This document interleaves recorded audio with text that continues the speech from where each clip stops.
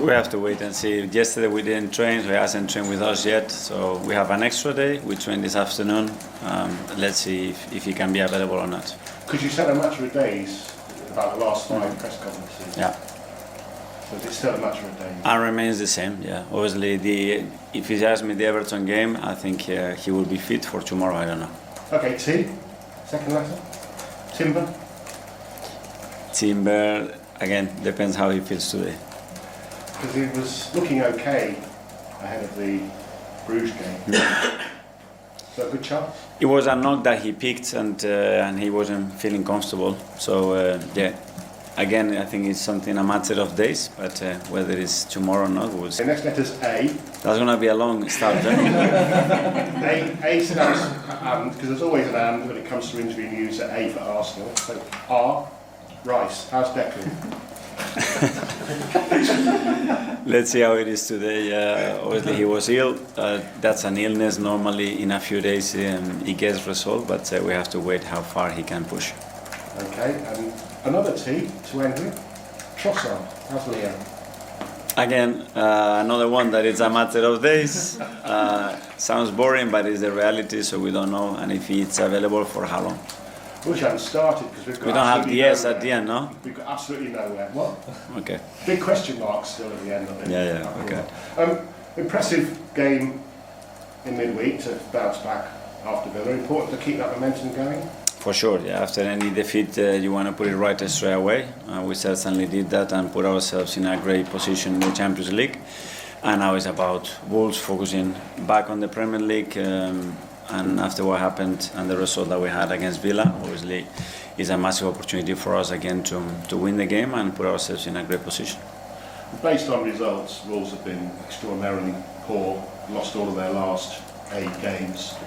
You'd be expected to take 3 points tomorrow. Is there a danger of maybe a bit of apathy around the fans and even the players? Always, in any Premier League match, and especially against a team that obviously is fighting against results. I know the manager really well and how he's going to push and get the players ready to do that. So from our side, we're going to go full gas from the beginning because we know what we have to do. If you're a team that is hoping to win the Premier League, do you have to beat Wolves? Yeah, at the end you're going to have over 90 points probably to win it. So that means winning a lot of football matches and tomorrow we have 3 that we have to earn. In recent weeks you've had a draw at Stamford Bridge, you beat Tottenham and you beat Brentford. But obviously you've lost 2 of the last 5. Obviously big defensive injuries as well. So because of that, partly because of that, the table based on form, so the last 5, the table is based on form, you'd be 7th, not even in the top 6.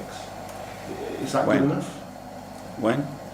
The form table for the last 5 games, given those problems you've had and the results you've had, still you've only won 2 in 5. Yeah, hopefully tomorrow will change. We win tomorrow and then it's a different one and then in the last one we are the best, or in the last 2 or in the last 3. So we try to win every game and that's the only thing that we can do in terms of being as consistent as possible. All right, finally for me, it's about time we revisited the supercomputer. We love the Opta supercomputer. It's been a while. Surprise me. Villa, the chances of winning the Premier League 6%, City 20%, Arsenal 72%. Is that in the last 5 games or in? I'm just asking, eh? Since the start. Since the start till the end. Yeah. Okay. Is that right? Is that about right? Do you think? I don't know. The computer says it was same that the computer said the last 5 games or the next 5 games. I don't know. The only thing that we can do is increase the probability of winning the next match by doing the things that we do really well and preparing the best possible way. For me, that's the end. Thank you. Thank you so much. New Jane from the Premier League. Arteta, ahead of your fixture against Wolves. Oh, let me grab the mic. Thanks. Thank you. That's all right.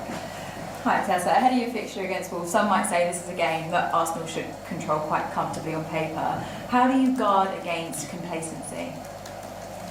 Well, showing them the team that they are, and talking about Villa, the game that they had against Villa a few weeks ago, and understanding that a team in that position obviously have to react and have to show their teeth, and that's a very dangerous thing, especially in this league when every team obviously it has the quality that they have. So from our side, that's not going to happen. At the start of the season, it felt like Arsenal was very dominant at scoring goals from set pieces, but your last 11 Premier League goals have come from open play. What do you put that shift down to? That this is football and it has waves, and you try to analyze 5 games or 10 games, and the sample is that small that you get very, very confused. So at the end, even 40 games is not enough to have a sample of what your team looks like, because it's too small. But the fact that we have the resources to score from various positions with different players in different manners, that's a great thing. But we want to be the best in every situation. That's what we try to do. Finally, Arteta, Gabriel Jesus returned to the side on Wednesday. Do you see him eventually pushing for that number 1 striker spot again? How do you see his role developing? Yes, I mean, a player of his quality, a player that is giving us so much, and it comes with the energy that he came the other day. He's certainly a player that has to be pushing and aiming for that, that's for sure. Thank you. Ian, hi Mikel, how are you? I'm good, thank you. First of all, can I ask you whether you think your side are getting enough credit this season? They're scoring a lot of goals, as you say, in waves, from set pieces and outside of set pieces. But I just don't feel like they're being given enough credit as being either entertainers or being as good a team as they are. I don't know, but that's not for me to judge. At the end, we are in a very strong position in the 3 competitions that we've been involved so far, and that's what we have to continue to do. At the end, the credit has to come at the end of the season. That's what we're going to measure what we've done. But in order to achieve that, you have to be achieving every single day the objectives that you want. And so far, I think we are in a really strong position. For any team to do well, players have got to sometimes play where they don't want to play or where they're not best at playing. Did we see that the other night with Christian Norgard? Because I've only ever known him as a central midfielder, yet the other night he played centre half and probably could do that for you a lot more this season now. Yes, but I think that comes to the mentality of the players, the intelligence of a player like Christian as well, and how to fulfill a role when in the morning you tell him surprisingly that he needs to play in that position because we don't have any other one to play in there, and then you need to fulfill that role. But we have a lot of examples of players that have played in different positions, like Mikel, like many others, and that's great because that gives us an edge. Results haven't changed, so that's disappointing because we all want to try and have an impact in terms of results. But I do feel there's a lot of good work that's gone on, and I feel like we've got a really good understanding now of the group and the lads. So that's really positive as well. But ultimately, and what we're judged on is the results. So that's the bit that we're frustrated by, I suppose. Yeah, they are a top team. They are really good. They're 4th of the league. Difficult to score goals against them. They're 2nd best at the moment conceding goals. But for us, we focus on what we can do, and we know that if we play our football, we are concentrated, we work as a team. We can beat any team in this league for sure. Well, this is the table, and the top of it is very, very exciting. It's close all over. But are these the 3 contenders, Sean? What do you think? You would have to say so. Yeah, you would have to say that the way the table is set up. But we know what the Christmas period's like. And as you've just seen the table, there could be a lot of movement over the next 3 or 4 games, and it could rotate and change again. So at the minute, because City's like up there, I'm going to say, yeah.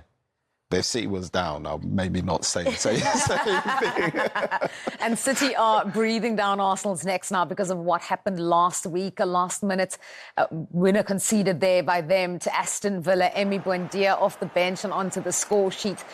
Is this where they fall apart? Is this what everyone is waiting to see? I wouldn't necessarily say fall apart. I think and thought Villa were the better team across the 90 minutes in that game.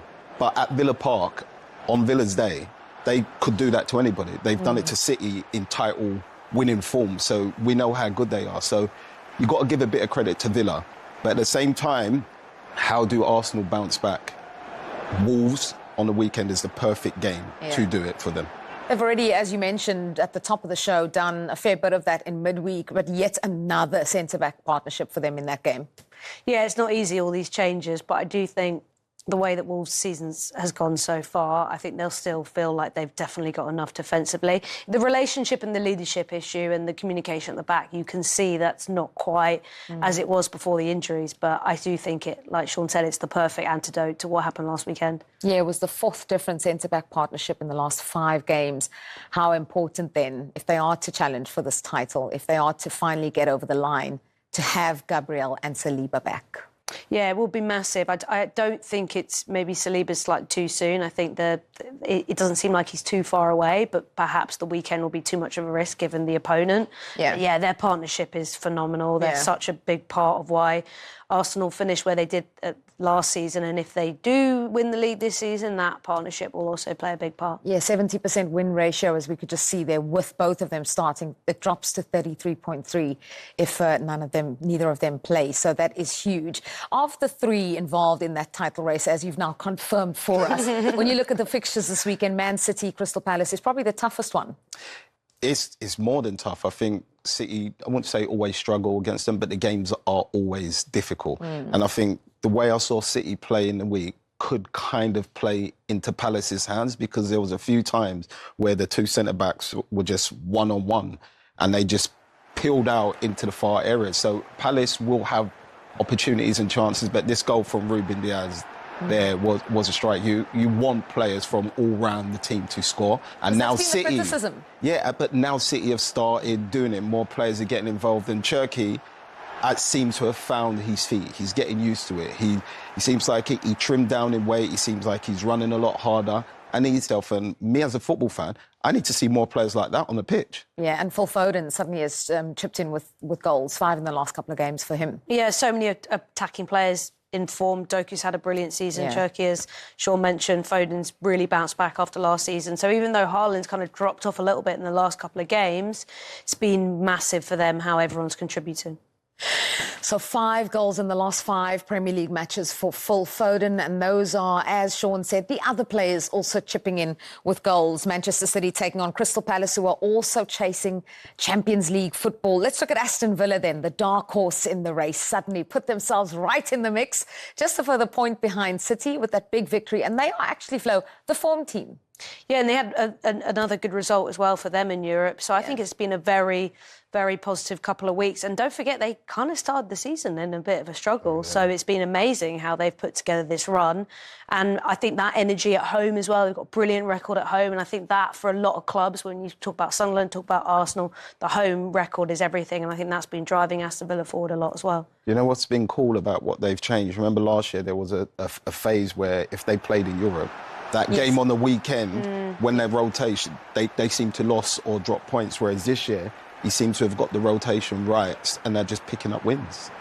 Yeah, and he's really enjoying it. Unai Emery really, really enjoying it. That was Villa after that victory over Arsenal last week. OK, we're going to fly through our remaining 4 fixtures now, and we start with Fulham's trip. So Mikel Arteta in good form this morning, Darragh. A very good morning to you. You're always on good form. You've had your 15th coffee this morning, which is the way we like you, at 10 o'clock on Sky Sports FC. I like him there. He was good. Very chilled. Very chilled. What do you make of that? Yeah, and he's exuding confidence. He's very calm. They were trying to catch him with a couple of trick questions there about the form table. Look, they're playing Wolves. I'm sure he's not, with all due respect to Wolves, losing too much sleep over that game. But, you know, for the Premier League, actually, if Arsenal win the Premier League, it will make the competition so much more interesting with City, Arsenal, Liverpool, Chelsea on the rise. It's a very competitive Premier League, right? So maybe it's a good thing for the Premier League if Arsenal win it. I still don't think they will, but it would be a good thing. Oh, hold on. You still don't think they... there about the form table. Look, they're playing Wolves. I'm sure he's not, with all due respect to Wolves, losing too much sleep over that game. But, you know, for the Premier League, actually, if Arsenal win the Premier League, it will make the competition so much more interesting with City, Arsenal, Liverpool, Chelsea on the rise. It's a very competitive Premier League, right? So maybe it's a good thing for the Premier League if Arsenal win it. I still don't think they will, but it would be a good thing. Oh, hold on. You still don't think they will? So yeah. It's Gabriel and Saliba are the biggies, right? Yeah, of course. They're 2 like world-class players. And, you know, Arsenal's biggest strength has been the defensive core and the clean sheets and how difficult they are to break down the score against. So, yeah, look, Christmas is coming. Every manager is going to be not paranoid but worried, because this is when fixtures pile up. So it's the worst time of the year you start getting those kind of injuries, because now you really are, because you can't keep playing the same players every 3 days.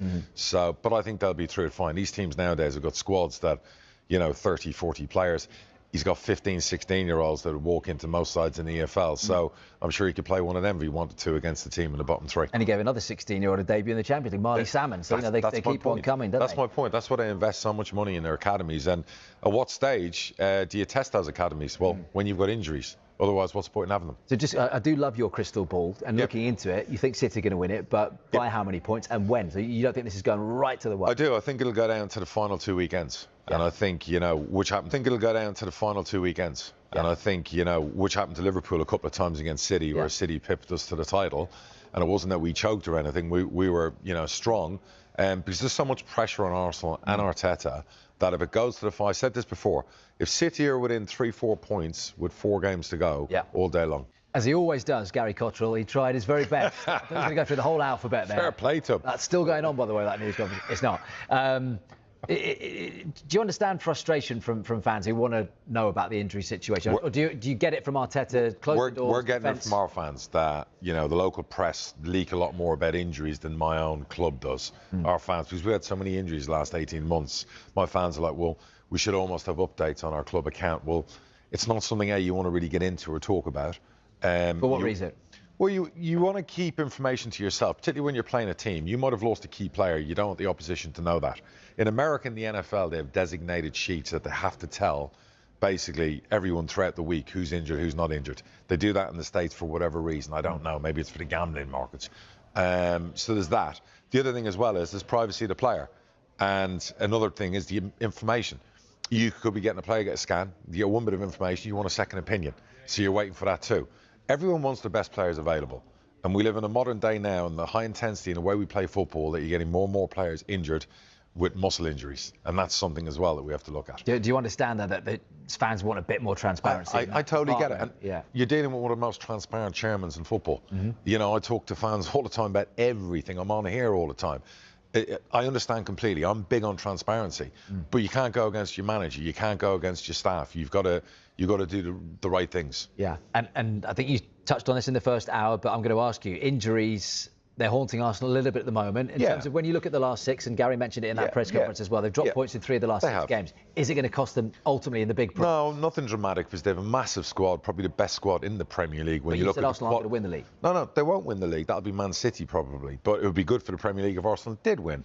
But what I'm talking about is Arsenal's squad is quality over quantity, and they've got some quality players.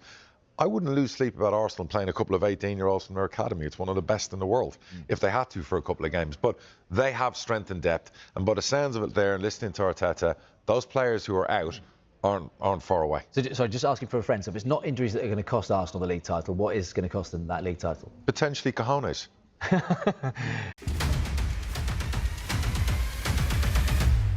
Ya saltan 1K y el Barrio.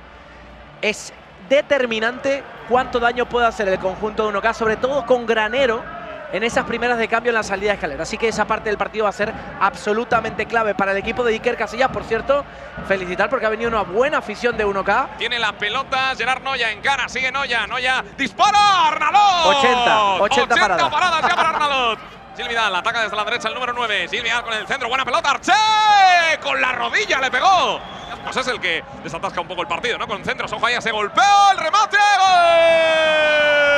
¡Marc Valiente! ¡Gol!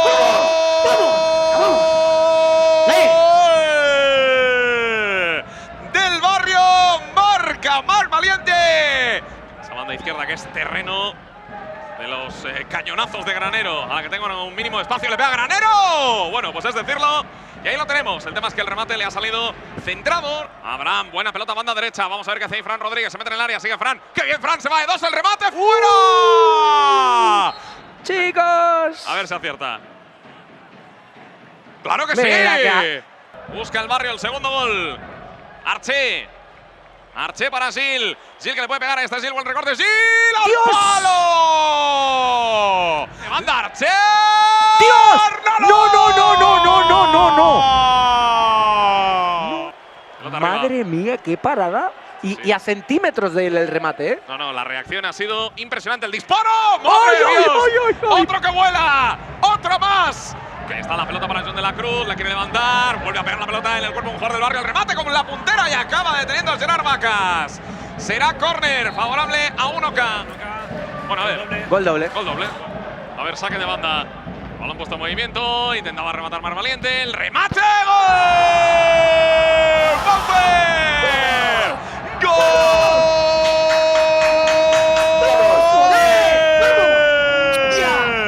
¡Del Barrio! ¡Le pegó con el alma! ¡Paufer! Y es penalti ¡Madre normal. mía lo de los penaltis! Penalti normal. Y el que quiere hacer el 0-3 es el número 4 de Pega Valiente. ¡Vaya cañón! ¡Gol! Ahí están Arnalot y Vacas como candidatos, como guardametas, y también Mar Valiente y Pau Ferojo la recuperación. Tiene la pelota al Barrio que puede sentenciar el remate. ¡Gol! Knockout. ¡Gol! ¡Let's go, Barrio! Ponme el 5, ponme el 5, ponme el 5. El cambio del partido ha sido radical en los últimos 10 minutos. El balón que lo tiene. ¡Ojo! ¡Ay! Jaimitada. Marca de nuevo el Barrio, gol de Fran Fuentes. El equipo de Juan Arroita, que no ganaba un encuentro con esta tranquilidad, entre comillas, al final, con un margen tan amplio, con 2 goles dobles que han hecho pasar el partido del 0-3 al 0-7. Paufer, ha costado, pero por fin ha llegado esa victoria tan deseada con goleada. Ha costado mucho, pero bueno, le damos emoción hasta el momento final, recta final, y ahora, pase lo que pase con Pío, nos lo jugaremos contra ellos. Eso te iba a decir, pase lo que pase con Pío, la semana que viene, o ellos, o tú, o tu ex equipo, o tú. Bueno, o el Barrio o ellos, pero sí. La vida, yo qué sé, no sé, son cosas muy raras que suceden, pero ahí estaremos. Ahora estoy en el Barrio, así que espero que gane el Barrio. Enhorabuena y a disfrutarlo. Gracias.